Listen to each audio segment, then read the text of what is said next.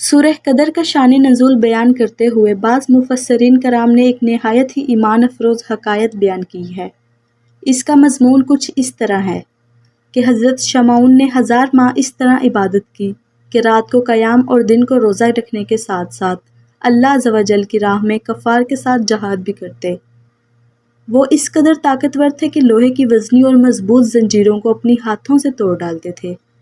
کفار ناہنجار نے جب دیکھا کہ حضرت شمعون پر کوئی بھی حربہ کارگر نہیں ہوتا تو باہم مشورہ کرنے کے بعد بہت سارے مال و دولت کا لالچ دے کر آپ کی زوجہ کو اس بات پر آمادہ کر دیا وہ کسی رات نیند کی حالت میں پائیں تو انہیں نہایت ہی مضبوط رسیوں سے خوب اچھی طرح جکڑ کر ان کے حوالے کر دے۔ چنانچہ بے وفا بیوی نے ایسا ہی کیا۔ جب آپ بیدار ہوئے اور اپنے آپ کو رسیوں سے بندھا ہوا پایا تو فوراً اپنے اعضاء کو حرکت دی۔ دیکھتے ہی دیکھتے رسیاں ٹوٹ گئی اور آپ آزاد ہو گئے۔ پھر اپنی بیوی سے استفسار کیا، مجھے کس نے باندھ دیا تھا؟ بے وفا بیوی نے وفاداری کی نقلی اداؤں سے جھوٹ موٹ کہہ دیا کہ میں تو آپ کی طاقت کا اندازہ کر رہی تھی کہ آپ ان رسیوں سے کس طرح اپنے آپ کو آزاد کرواتے ہیں۔ بات رفع دفع ہو گئی۔ ایک بار ناکام ہونے کے باوجود بے وفا بیوی نے ہمت نہیں ہاری اور مسلسل اس بات کی طاق میں رہی کہ کب آپ پر نیند طاری ہو اور وہ انہیں باندھ دے۔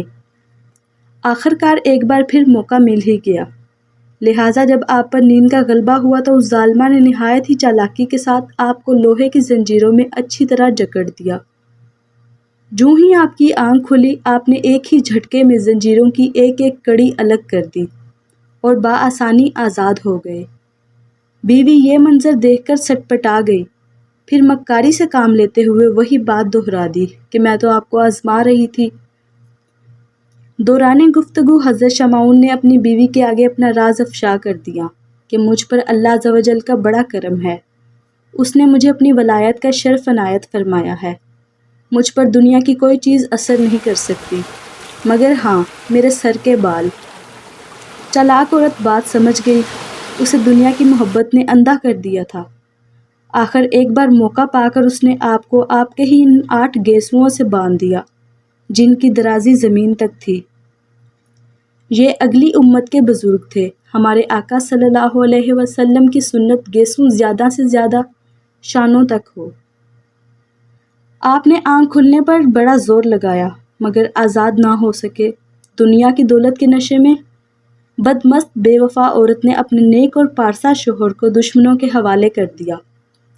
کفار بداتوار نے حضرت شمعون کو ایک ستون سے باندھ دیا اور انتہائی بے دردی اور سفاکی سے ان کے ناک کان کاٹ ڈالے اور آنکھیں نکال لیں۔